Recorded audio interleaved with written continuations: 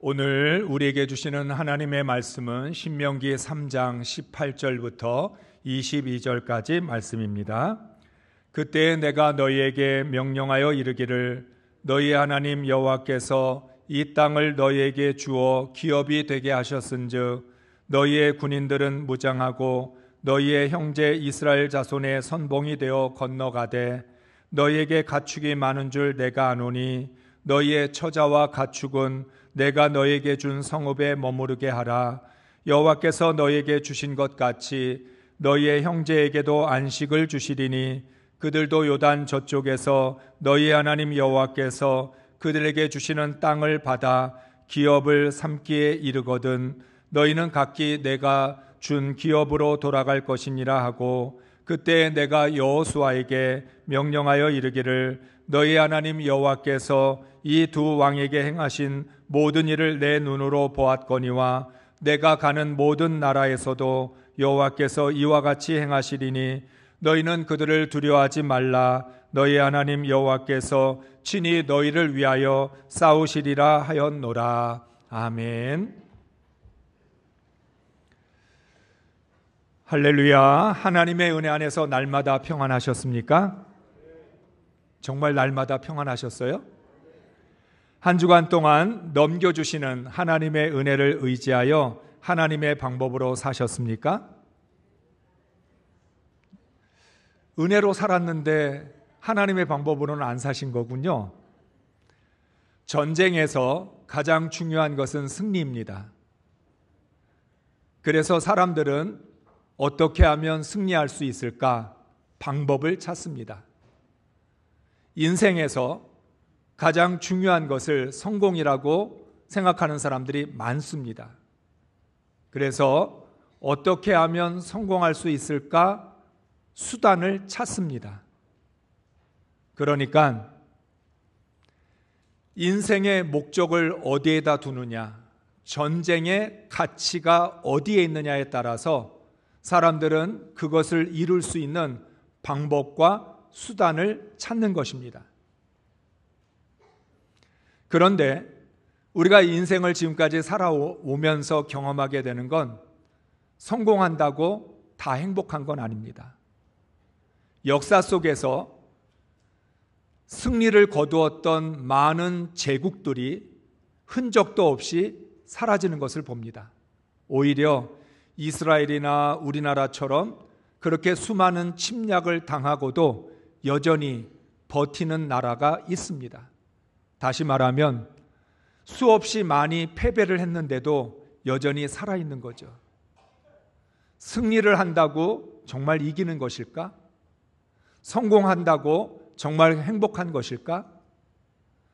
사람들은 그것에 모든 가치를 두기 때문에 자신이 가장 중요하다고 생각하는 것을 위해서 수단을 찾고 방법을 찾습니다. 그런데 하나님은 우리에게 말씀합니다. 방법이나 수단을 찾지 마라. 승리를 위한 방법을 찾을 필요도 없고 성공을 위한 수단을 찾으려고 애쓰지 않아도 된다. 오히려 이 모든 것은 하나님이 우리에게 은혜로 주시는 것들이다. 너희는 왜 은혜로 주시는 것들을 찾으려고 그렇게 방법을 찾고 수단을 찾느냐는 것입니다. 하나님의 은혜로 주신다는 것을 믿으면 우리는 어떻게 하면 승리할 수 있을까? 어떻게 하면 성공할 수 있을까?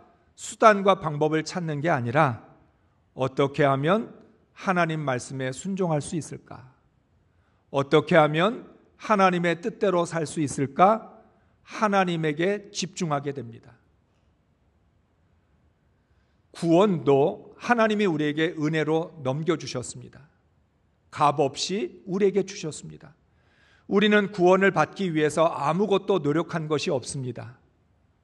오히려 구원을 너무 쉽게 받았기 때문에 우리는 이런 의심도 합니다. 내가 아무것도 한 것도 없는데 내가 구원받았다는 거 정말 사실인가? 우리 자신의 구원을 의심하기도 하고 구원을 위해서 내가 뭔가 노력해야 되지 않을까? 이런 생각을 합니다.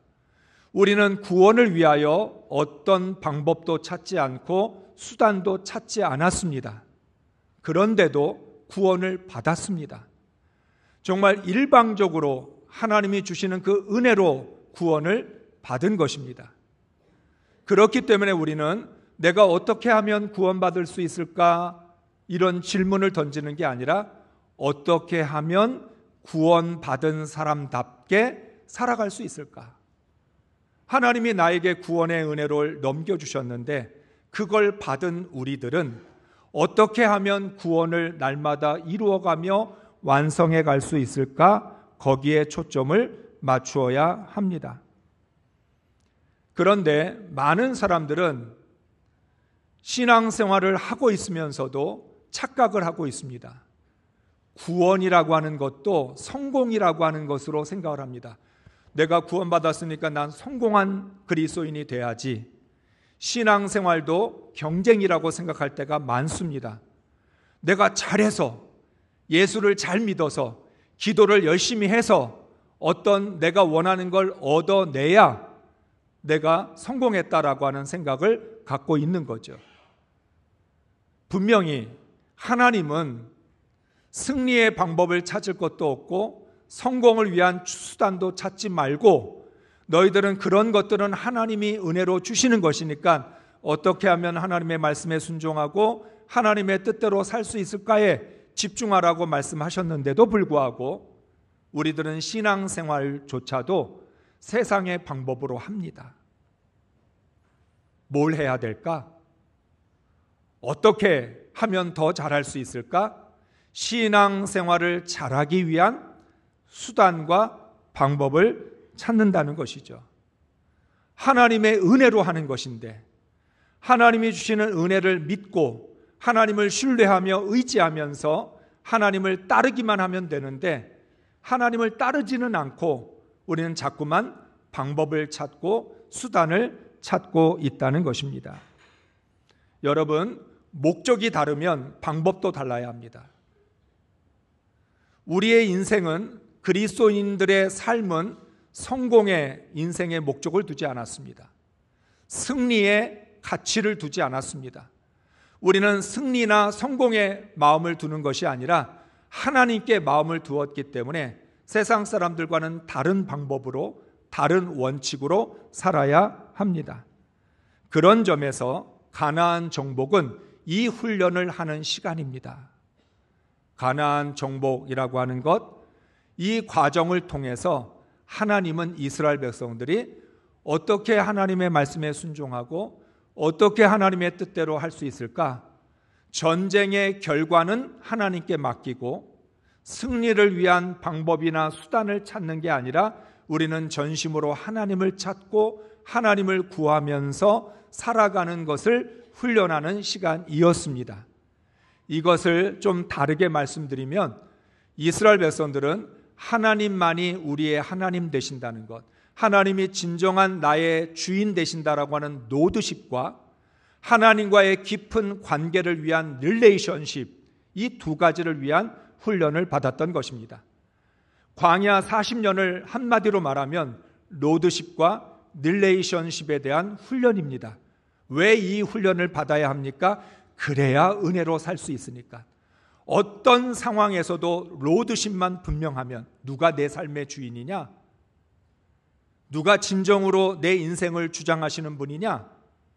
이것만 확실하면 나머지는 다 정리가 됩니다. 하나님과 나와의 릴레이션십 속에서 내가 하나님과 얼마나 깊은 관계 속에 있느냐, 이것만 확실하면 나머지는 모든 것은 은혜로 살아가게 되는 것입니다. 그래서 가나안 정복은 전쟁이 아닙니다. 전쟁이 가득한 세상에서 하나님의 백성이 은혜로 사는 훈련 과정입니다. 이스라엘은 광야에서 훈련을 받았습니다. 광야의 훈련도 힘들었지만 그것은 시작에 불과합니다. 앞으로 이스라엘 백성들이 가나안에 들어가게 되면 그보다 더 치열한 훈련을 받아야 합니다. 왜냐하면 광야에는 이스라엘을 유혹할 만한 민족이나 우상이나 이방 문화가 없었기 때문입니다. 있었다 할지라도 그것은 별로 영향을 주지 못했습니다. 광야이기 때문에. 그런데 가나안에 들어가기만 하면 그때부터는 이방 민족들, 이방의 우상들, 이방의 문화들 그 가운데에서 로드십과 릴레이션십을 지키면서 하나님의 백성으로 살아야 되기 때문에 그건 정말 어려운 일이었던 거죠. 그래서 하나님은 광야에서 이스라엘 백성들을 훈련시켰을 뿐만 아니라 가나안으로 들어가는 그 모든 과정에서도 은혜로 사는 훈련을 하고 계십니다. 하나님은 이스라엘을 세상의 군사가 아닌 영적 군사로 부르셨습니다. 따라서 세상의 군사와는 전쟁을 하는 방법 자체가 다릅니다. 거룩한 백성, 제사장 나라는 세상의 방법으로 세워지지 않습니다. 우리의 구원은 인간의 수단이나 방법으로 이룰 수 있는 것이 아닙니다. 하나님의 은혜로 사는 법을 배워야 가나안에 들어간 이스라엘이 무너지지 않을 수 있습니다. 하나님께서 다윗에게 말씀하셨죠. 너는 너의 왕권을 지키기 위해서 어떤 노력을 하지 않아도 된다. 너의 그 왕위를 후손들에게 물려주기 위해서 어떤 방법을 찾지 않아도 된다. 너는 그저 하나님의 말씀을 지키고 하나님만을 바라보고 하나님에게만 초점을 두어서 하나님과의 관계, 하나님이 내 삶의 주인이라는 것, 이것만 믿고 의지하면 모든 건 하나님이 책임져 주신다 말씀하셨습니다. 그러므로 다윗은 왕권이나 후손들을 위하여 걱정할 이유가 없었습니다. 그저 하나님만 바라보고 하나님에게만 집중하면 모든 것은 은혜로 해결되었던 것입니다. 하나님은 광야 40년 동안 이스라엘 백성들에게 제사와 율법을 가르쳐 주셨고 하나님을 신뢰하며 의지하는 법을 가르쳐 주셨습니다. 이것을 잘 배워야 앞으로 가나안에 들어가서 영원히 하나님의 은혜 가운데 살 수 있기 때문입니다. 신명기는 광야에서 이스라엘 백성들이 배웠던 하나님의 은혜로 사는 법을 복습시킵니다. 모세는 2장과 3장에서 은혜의 원칙, 즉 정복의 원칙을 정리해 줍니다. 은혜의 원칙 제1원칙은 넘겨주시는 은혜를 신뢰하는 것입니다. 하나님이 우리에게 은혜를 주신다.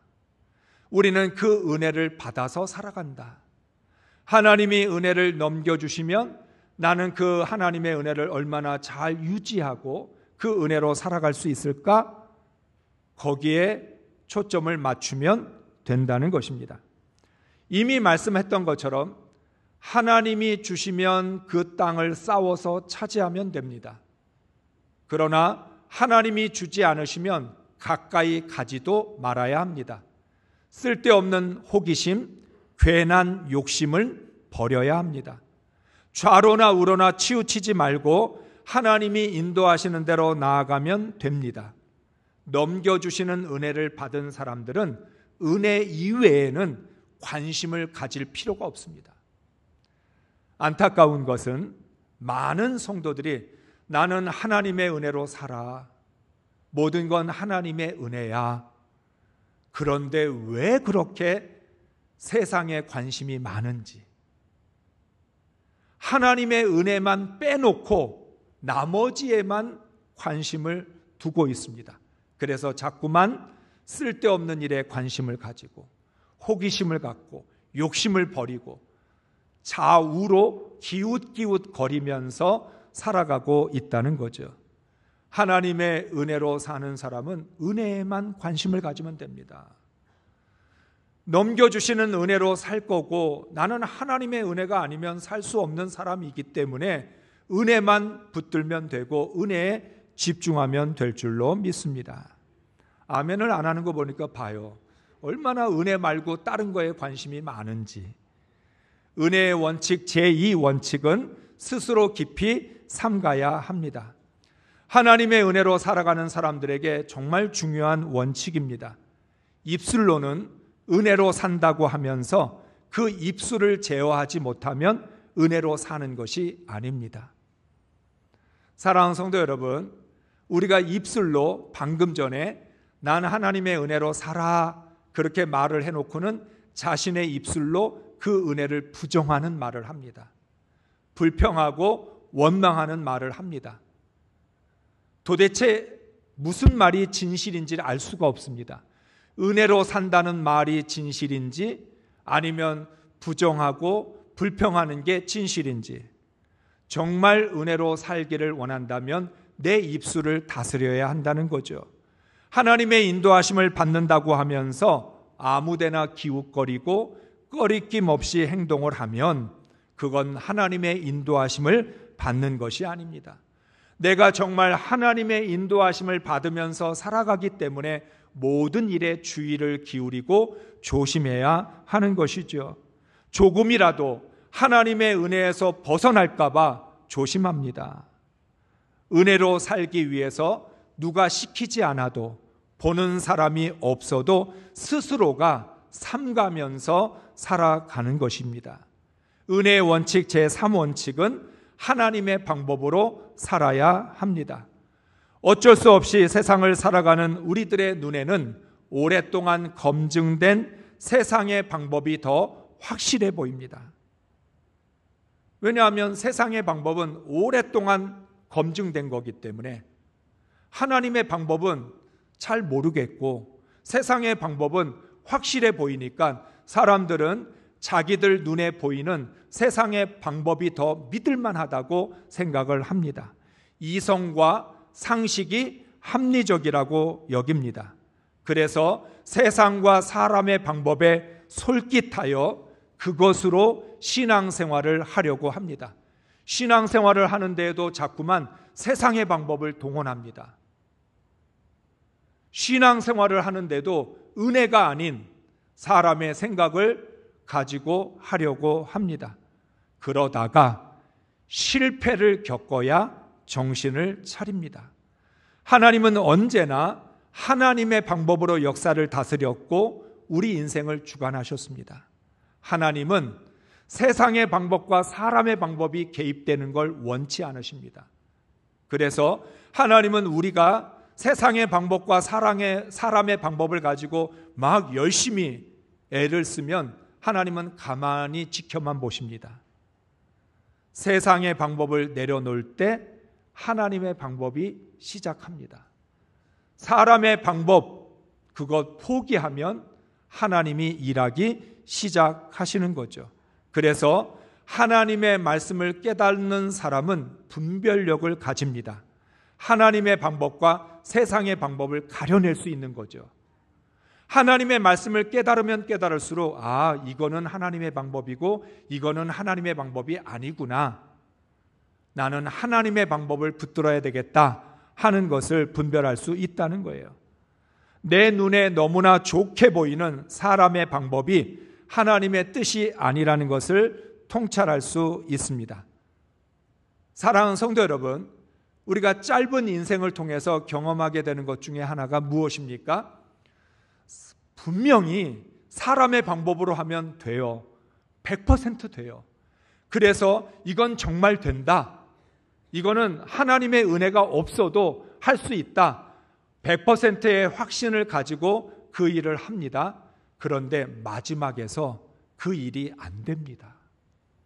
정말 확실했는데, 이건 틀림없는데, 내가 틀림없다라고 믿었던 그 세상의 방법, 사람의 방법이 마지막에 가서 뒤집어집니다. 반면에 하나님의 방법은 안 될 것 같아요. 하나님의 방법은 아무리 생각해봐도 이렇게 하면 실패할 것 같아요. 그런데 실패할 것 같았던 하나님의 방법이 마지막 순간에 반전이 일어납니다. 안 될 것 같았던 게 됩니다.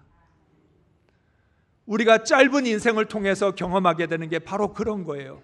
사람의 방법은 정말 확실해, 틀림없어, 이건 반드시 돼, 반드시 된다고 믿었던 게 마지막에 어그러지고, 이건 안 돼, 아무리 해도 이건 안 되는 거야 라고 생각했던 게 됩니다. 하나님의 은혜의 역사라는 게 사람의 헤아림을 뛰어넘고 우리의 계산을 무너뜨립니다. 하나님의 방법으로 하면 되지만 사람의 방법으로 하면 안 된다라고 하는 걸 기억해야 합니다. 그래서 하나님의 은혜로 가나안에 들어가는 이스라엘 백성들은 그 어떤 것보다 은혜의 원칙을 반드시 지켜야 합니다.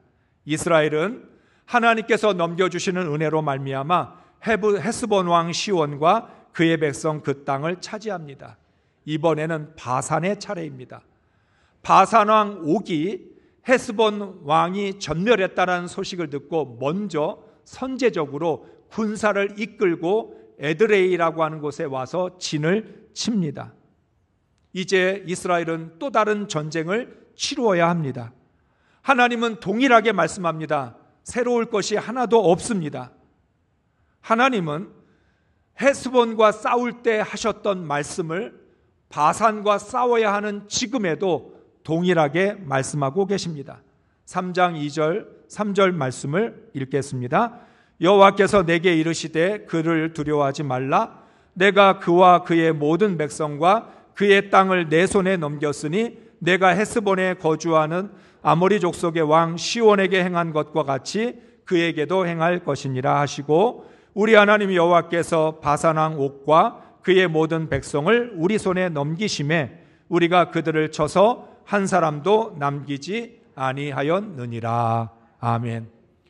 세상의 방법에서는 상대방이 바뀌면 전략도 바뀌어야 됩니다. 내가 싸워야 되는 대상이 달라지면 자연스럽게 방법도 달라야죠.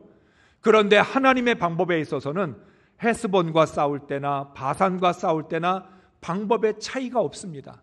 하나님의 방법이기 때문에 상대방이 누구냐는 중요하지 않습니다.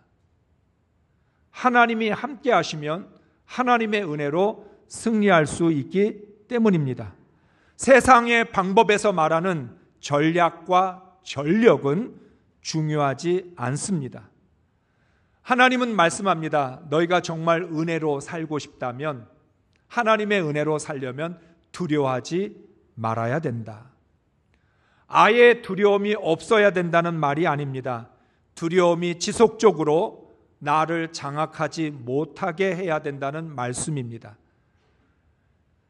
여러분, 왜 사람이 두려움이 없겠습니까? 누구나 두려움의 감정은 있습니다.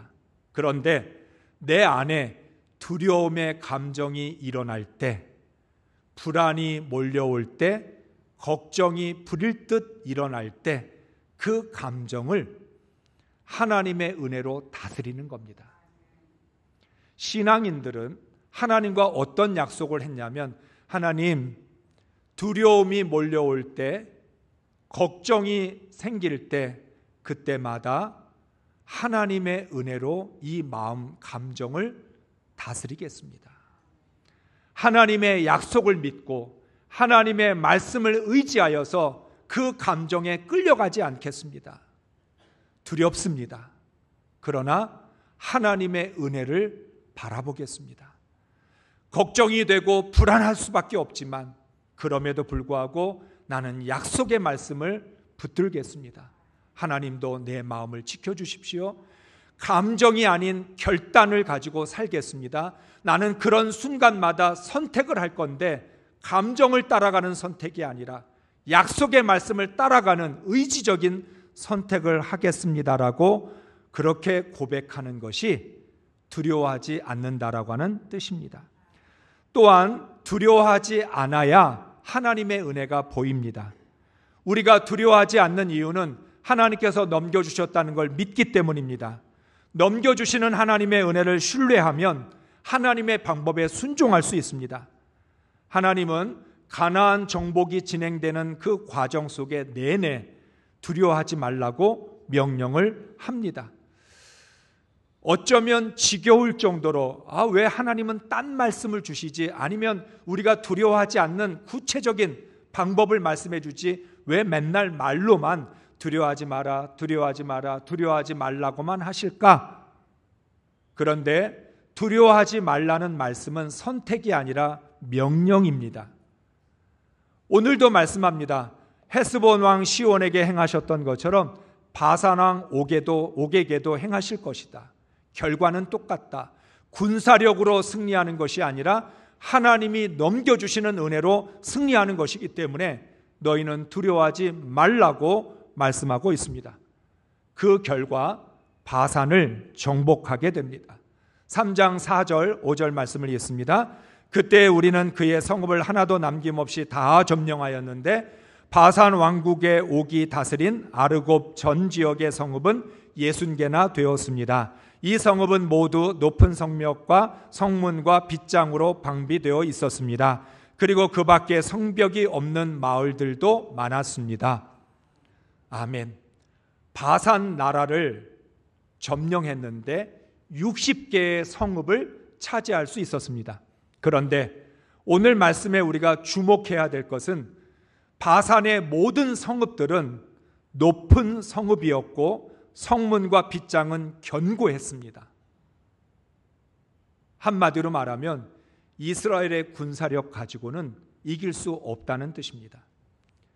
여리고 성만 견고했던 것이 아니라 헤스본과 바산의 성읍들도 견고했습니다. 특별히 모든 높은 성읍이라는 말, 성문과 빗장이 견고하게 닫혀져 있었다. 그런데도 이스라엘은 승리할 수 있었습니다. 이 승리를 거둔 다음에 모세는 여호수아에게 명령을 내립니다. 21절, 22절의 말씀 읽습니다. 그때 내가 여호수아에게 명령하여 이르기를 너희 하나님 여호와께서 이 두 왕에게 행하신 모든 일을 내 눈으로 보았거니와 내가 가는 모든 나라에도 여호와께서 이와 같이 행하시리니 너희는 그들을 두려워하지 말라. 너희의 하나님 여호와께서 친히 너희를 위하여 싸우시리라 하였노라. 아멘. 헤스본과 바산을 정복할 수 있었던 건 앞으로 가나안 정복이 어떻게 진행될 것인지를 미리 보여주는 아주 중요한 사건입니다. 이제 이스라엘은 본격적으로 수많은 전쟁을 치루어야 합니다.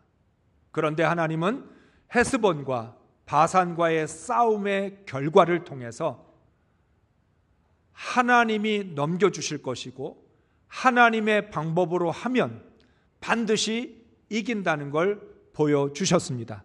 그러면서 오늘 이 말씀을 통해 은혜의 원칙 제4원칙을 말씀합니다. 하나님께서 친히 싸우십니다. 누가 싸운다고요? 하나님이 친히 싸우신다는 거예요. 이스라엘의 전력은 은혜이고 전략은 은혜이고 전력은 하나님입니다. 다시 말씀드리면 이스라엘의 군사적인 전술과 전략은 은혜밖에 없어요. 당신들은 어떻게 싸울 거예요? 어떤 작전을 가지고 적들과 싸울 겁니까? 그러면 이스라엘 백성들이 할 수 있는 말은 우리는 은혜로 싸울 건데요. 우리는 하나님의 은혜로 싸웁니다. 전술이나 전략은 필요하지 않습니다. 하나님의 은혜로 싸웁니다. 그러면 세상 사람들이 뭐라고 이야기하죠? 야, 그런 바보 같은 말이 어딨냐? 그런데 하나님의 은혜는 그 바보 같은 일이 현실이 되게 합니다. 바보같이 보여요. 어리석고 미련해 보여요. 그렇게 해갖고 되겠어?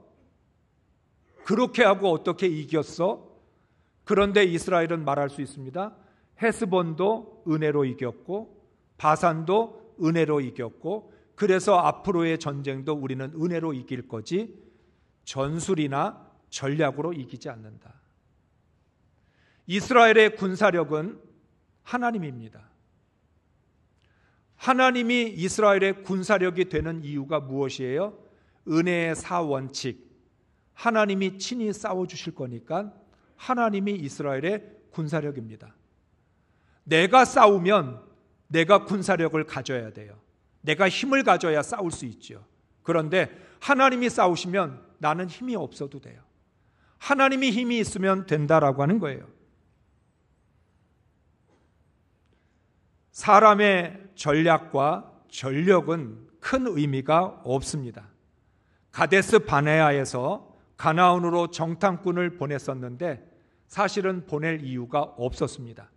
민수기 14장을 읽어보면 왜 정탐꾼을 보내지 않아야 되는지 이유가 없습니다. 그런데 신명기 말씀을 읽어보면 우리가 이유를 깨닫게 됩니다. 여리고의 군사력에 의해서 승패가 좌우되지 않기 때문에 여리고를 정탐할 이유가 없었습니다.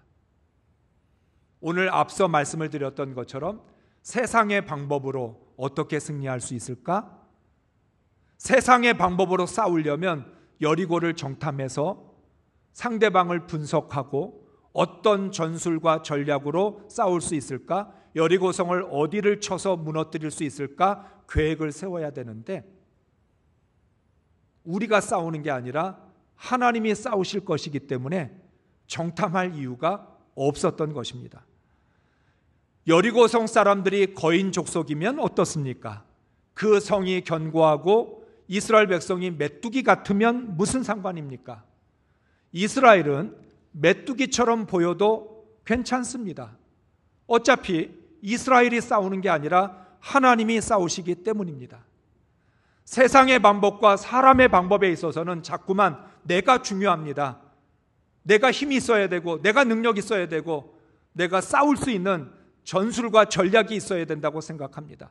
그래서 우리는 내가 초라해 보이면 비참해지고 내가 부족해 보이면 안 될 것 같고 내 힘이 모자라면 포기하려고 합니다. 사랑하는 성도 여러분, 이스라엘 백성들이 메뚜기같이 보인다는 게 무슨 중요한 의미가 있습니까? 이스라엘 백성들이 거인처럼 보이면 그러면 전쟁은 이깁니까? 이스라엘 백성이 메뚜기처럼 보이든 아니면 아주 강한 군사처럼 보이든 여리고성이 견고하든 여리고성이 허술하든 중요한 건 상대방에게 있는 게 아니라 나에게 있는데 내가 하나님을 믿는 믿음이 있느냐, 하나님을 정말 하나님의 은혜를 신뢰하고 의지하느냐, 하나님의 방법으로 싸울 것이냐라고 하는 거죠. 그래서 이스라엘에게는 전술과 전략이 필요한 것이 아니라 믿음이 필요했습니다. 가나안을 정탐할 이유가 없었습니다. 어차피 세상의 방법이나 사람의 방법으로 전쟁할 게 아니고 하나님의 방법으로 전쟁할 건데 하나님은 말씀합니다. 내가 너희를 위하여 친히 싸울 것이다. 너를 대신하여 내가 싸울 거다. 너는 나를 믿고 따르면 된다라고 말씀합니다. 애굽에서 나올 때 이스라엘 백성들이 한 일이 무엇이 있었습니까? 홍해를 건널 때 아말렉과 싸울 때 이스라엘 백성들이 한 것은 아무것도 없었습니다. 하나님이 모든 것들을 친히 싸워주셨고 이스라엘은 순종만 했습니다. 오히려 이스라엘이 앞서 싸우지 않았기 때문에 승리할 수 있었습니다. 이거 아주 중요한 포인트입니다. 우리가 나서면 하나님께 방해만 됩니다. 하나님께서 모든 것을 책임지시고 친히 싸워주시는데 우리는 자꾸만 사람의 방법을 가지고 하나님을 돕겠다고 나섭니다. 그래서 하나님은 뭐라고 이스라엘 백성들에게 말씀하셨습니까? 너희는 가만히 있어 내가 하나님 됨을 알라. 하나님이 이스라엘 백성들에게 말씀하셨어요. 야, 너희는 좀 가만히 있어. 나서지 마. 내가 싸우는데 왜 자꾸 너희들은 끼어들어? 가만히 있어. 하나님 됨을 너희는 알기만 하면 되고 그 하나님을 찬양하고 그 하나님을 경배하며 그 하나님께 영광을 돌리면 되는 거지, 너희가 나서서 싸우려고 자꾸만 하나님의 일을 방해하지 말라고 말씀합니다. 우리는 하나님의 은혜를 참 좋아합니다. 그렇죠? 은혜 좋아하시죠? 모두 은혜를 받고 싶어하고 은혜로 살고 싶어 합니다. 그런데 정작 은혜로 사는 법을 모릅니다. 무조건 은혜를 받겠다라고 하는 의지만 강합니다. 욕심만 크지 어떻게 해야 은혜를 받고 어떻게 해야 은혜로 사는지를 모릅니다. 다시 말하면 은혜로 살지도 않으면서 은혜만 받겠다고 하는 거죠. 하나님의 은혜로 살려면 가만히 있는 법부터 배워야 합니다. 하나님의 방법으로 하고 싶다면 나서지 않는 훈련이 되어야 합니다. 우리가 가만히 있지 않고 자꾸만 나서는 것은 하나님을 믿지 않기 때문입니다. 정말 하나님을 온전히 믿는 사람은 가만히 있습니다. 나서지 않습니다. 여러분, 가만히 있으려니까 몸살 날 것 같죠? 뭔가 자꾸 해야 될 것 같죠? 내가 나서지 않으면 안 될 것 같죠? 그런데 내가 나서면 안 돼요. 내가 가만히 있지 않으면 망칩니다. 가만히 있으면 되는데 가만히 있지 않아서가 문제가 되는 거죠. 하나님의 은혜를 기다리고 하나님의 시간을 따라야 합니다. 그래서 은혜의 제4원칙은 다르게 말하면 가만히 있고 나서지 않는 것입니다. 은혜의 4원칙을 하나님께서 친히 싸우시는 거라고 말씀을 드렸습니다. 그 말과 동의어가 뭐냐면 하나님이 친히 싸우신다는 걸 믿으면 가만히 있고 나서지 말라는 것입니다. 이스라엘이 전쟁을 두려워하지 않는 이유는 한 가지밖에 없습니다. 하나님께서 대신해서 싸워주시기 때문입니다. 하나님은 오늘 여호수아에게 말씀합니다. 헤스본 왕, 바산 왕에게 했던 것처럼 앞으로도 이와 같이 쭉 그대로 할 것이다.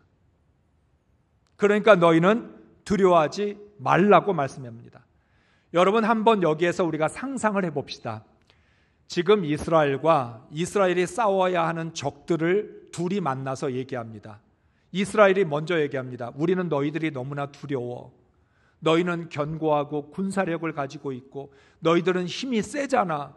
우리는 너희가 무서워. 그런데 상대방은 이스라엘 백성들을 향해서 말합니다. 아니야, 우리가 더 무서워. 너에게는 하나님이 있잖아. 여리고성에 정탐꾼을 보냈을 때 라합이 이야기해 줬습니다. 우리는 너희의 하나님이 행하신 일을 보고 온 백성이 두려워 떨고 있다. 얼마나 아이러니한 일입니까? 상대방은 하나님을 보고 두려워하는데 우리는 사람을 보고 두려워하고 있으니, 은혜로 사는 사람들이 왜 사람을 두려워하고 세상을 두려워합니까? 정말 우리가 믿음으로 산다면 하나님이 나와 함께 하시고 그 하나님이 세상을 주관하시고 역사를 다스리시고 인생의 주인 되시는 분이라면 우리가 왜 두려워하냐는 거죠. 하나님은 신명기에서 이스라엘 백성들만 은혜로 사는 원칙을 가르쳐 주시는 것이 아닙니다. 오늘을 살아가는 우리들에게 가르쳐 주시는 은혜의 원칙입니다. 우리 모두 하나님의 은혜와 방법으로 사는 훈련을 받아서 세상에서 믿음으로 은혜로 승리할 수 있기를 주의 이름으로 축복합니다.